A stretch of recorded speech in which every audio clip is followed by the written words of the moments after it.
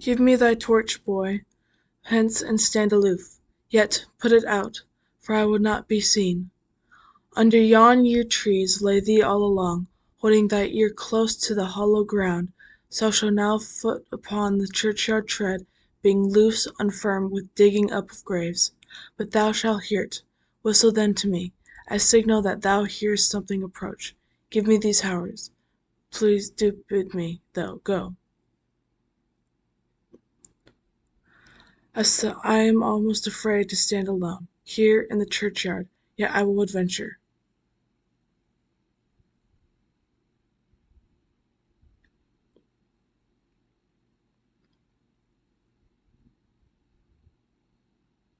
Sweet flower, with flowers thy bridal bed I strew. O woe! Thy canopy is dust and stones, which with sweet water nightly I would dew, or wanting that, with tears distilled by moans, the obsequies that I for thee will keep, nightly shall be to strew thy grave and weep. The boy gives warning something doth approach. What cursed foot wanders this way to-night, to cross my obsequies and true love's right? Would a torch muffle me to-night awhile? Give me that mattock and the retching iron. Hold, take this letter. Early in the morning see thou deliver it to my lord and father. Give me the light. Upon thy life I change thee. Whatever thou hearest or seest, stand all aloof, and do not interrupt me in my course. Why I descend into this bed of death is partly to behold my lady's face, but chiefly to take thence from her dead finger a precious ring, a ring that I must use, in dear employment, therefore hence, begone. But if thou, jealous, dost return to pry, in what I further shall intend to do, by heaven, I will tear thee joint by joint, and strew this hungry churchyard with thy limbs. The time of my intents are savage wild, more fierce and more excitable far than empty tigers of the roaring sea.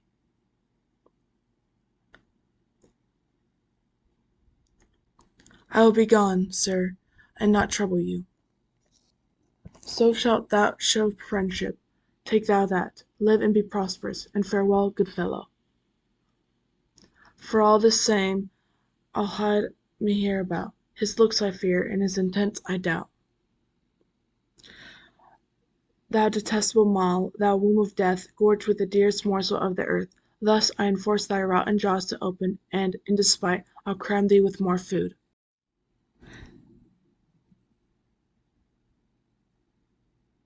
This is thy banished haughty Montague, that murdered my love's cousin, with which grief it is supposed the fair creature died, and here it is come to do some villainous shame to the dead bodies.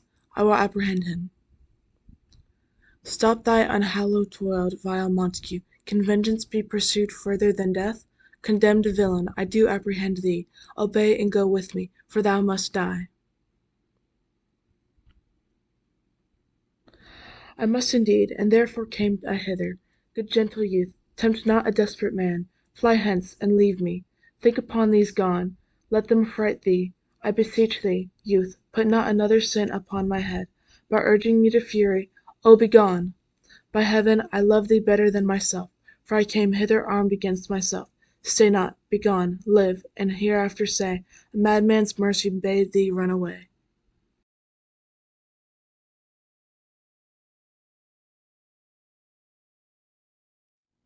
I do defy thy conjurations, and apprehend thee for a felon here. Wilt thou provoke me? Then have at thee, boy.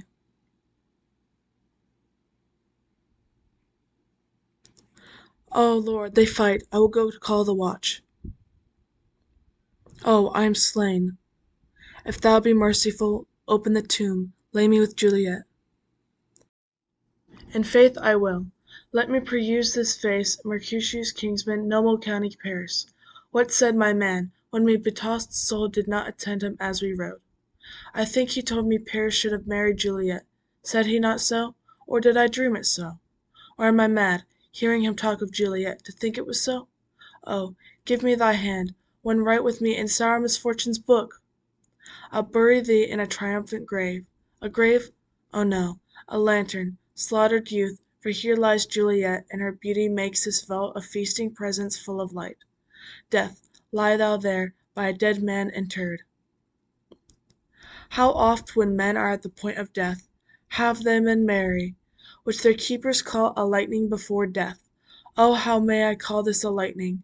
O my love, my wife! Death, that hath sucked the honey of thy breath, hath had no power yet upon thy beauty. Thou art not conquered, beauty's ensign yet is crimson in thy lips and in thy cheeks, and death's pale flag is not advanced there. Tybalt, liest thou there in thy bloody sheet?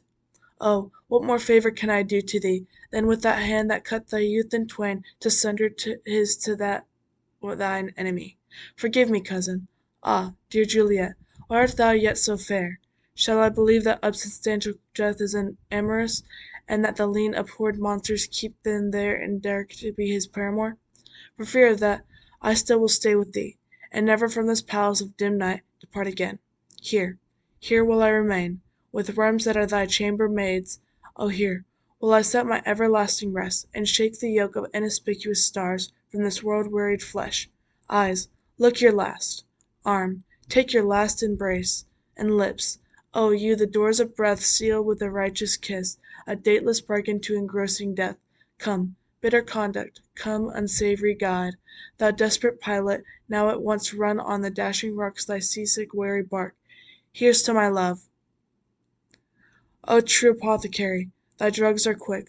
Thus, with a kiss I die.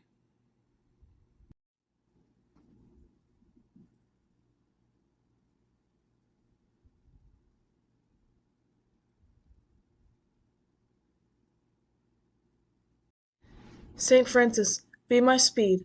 How oft to-night have my old feet stumbled at graves! Who's there?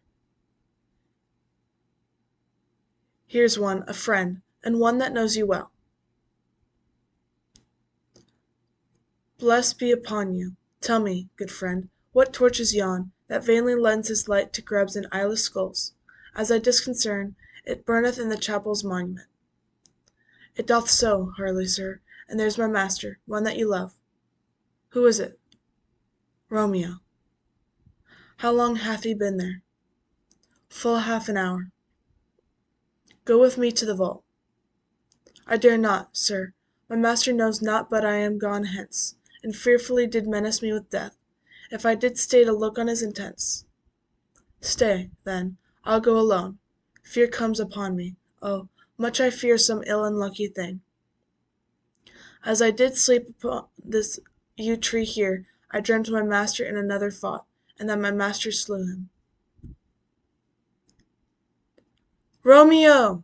Alack, alack, what blood is this, which stains the stony entrance of this sepulchre? What mean these masterless and gory swords to lie discoloured by this place of peace? Romeo! O pale! Who else? What? Paris too? And steeped in blood? Ah, what an unkind hour is guilty of this lamentable chance! The lady stirs.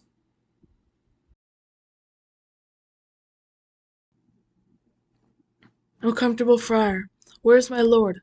I do remember well where I should be, and there I am. Where is my Romeo?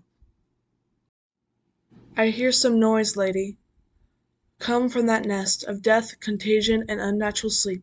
A greater power than we can contradict hath thwarted our intents. Come, come away. Thy husband in thy bosom lies dead, and Paris too. Come, I'll dispose of thee among a sisterhood of holy nuns. Stay not to question, for the watch is coming. Come, go, good Juliet. I dare no longer stay.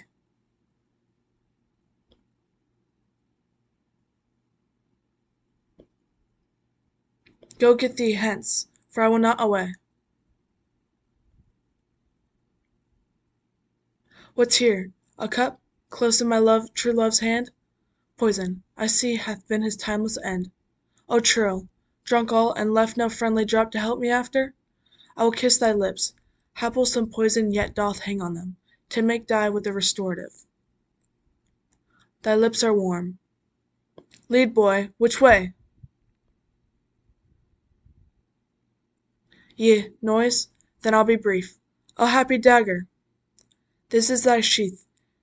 There rust, and let me die. This is the place, there, where the torch doth burn. The ground is bloody. Search about the churchyard. Go, some of you, wherever you find attached. Pitiful sight! Here lies the Countess slain, and Juliet bleeding. warm and newly dead, who here hath lain these 2 days buried? Go, to the prince, run to the Capulets, raise up the Montagues. Some others search. We see the ground whereon these woes do lie, but the truth ground of all these piteous woes we cannot without circumstances descry. Here's Romeo's man. We found him in the churchyard. Hold him in safety. To the prince come hither. Here's a friar, that trembles, sighs, and weeps. We took this mattock and this spade from him, as he was coming from this churchyard side. A great suspicion stay the friar too. What misadventure is so early up, that calls our person from our morning's rest? What should it be, that they so shriek abroad? The people in the street cry Romeo, some Juliet, and some Paris, and all run, with open outcry towards our monument. What fear is this which startles in our ears? Sovereign, here lies the country Paris slain, and Romeo dead, and Juliet, dead before, warm and newly killed. Search, seek, and know how this foul murder comes. Here's the friar, and slaughtered Romeo's man, with instruments upon them, fit to open these dead men's tombs.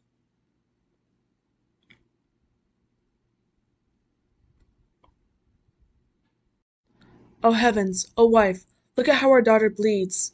This dagger hath mistaken for, lo, his house is empty on the back of Montague, and it is missheathed in my daughter's bosom. O me, the sight of death is as a bell, that warns my old age to this sepulchre. Come, Montague, for thou art early up to see thy son and heir more early down. Alas, my liege, my wife is dead to-night. Grief of my son's exile hath stopped her breath. What further woe conspires against mine age? Look, and thou shalt see it. O thou untaught, what manner is in this, to press before thy father to a grave?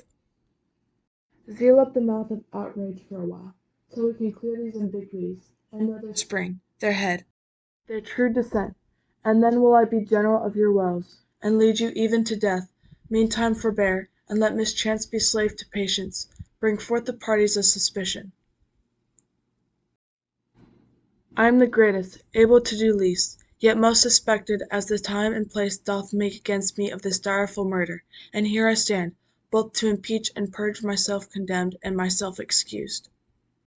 Then say at once what thou dost know in this.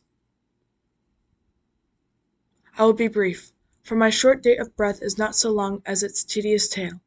Romeo, there dead, was husband to that Juliet, and she, there dead, that Romeo's faithful wife. I married them, and their stolen marriage day was Tybalt's doom day, whose untimely death banished the new-made bridegroom from the city, for whom, and not for Tybalt, Juliet pined. You, to be removed that siege of grief from her, betrothed and would have married her perforce to country Paris. Then comes she to me, and with wild looks bid me devise some mean to rid her from this second marriage, or in my cell there she would kill herself. Then gave I her, so tutored by my art, a sleeping potion, which so took effect as I intended, for it wrought on her the form of death. Meantime, I write to Romeo that he should hither come as this dire night, to help to take her from the borrowed grave, being the time the potion's force should cease. But he which bore my letter, Friar John, was stayed by accident, and yesternight returned my letter back.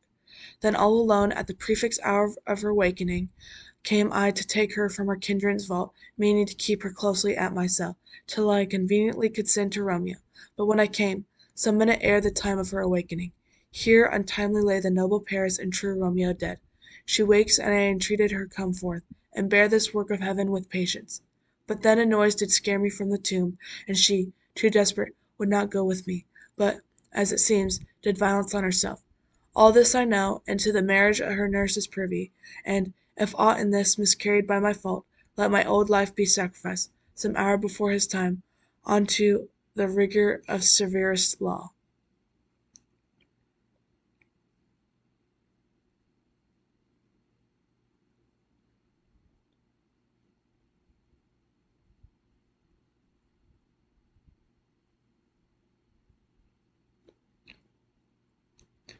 We still have known thee for a holy man. Where's Romeo's man? What can he say in this?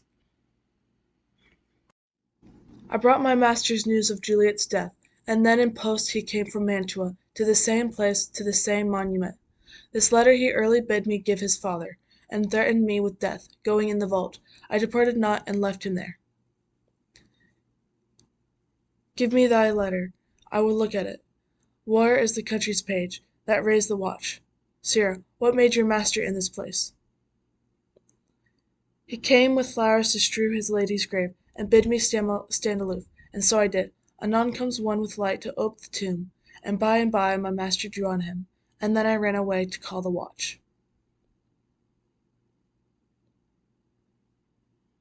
This letter doth make good the friar's words, their course of love, the tidings of her death, and here he writes that he did buy a poison of a poor apothecary, and there withdraw to this vault to die, and lie with Juliet. Where be these enemies? Capulet! Montague! See, what a scourge is laid upon your hate, that heaven finds means to kill your joys with love. And I, for winking at your discords too, have lost a brace of kinsmen. All are punished.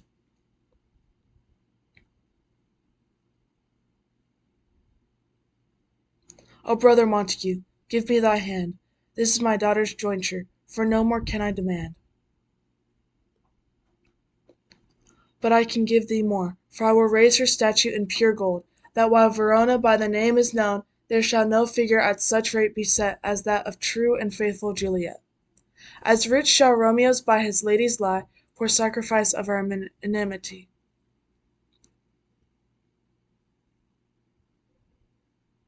A glooming peace this morning with it brings. The sun, for sorrow, will not show its head. Go hence, to have more talk of these sad things.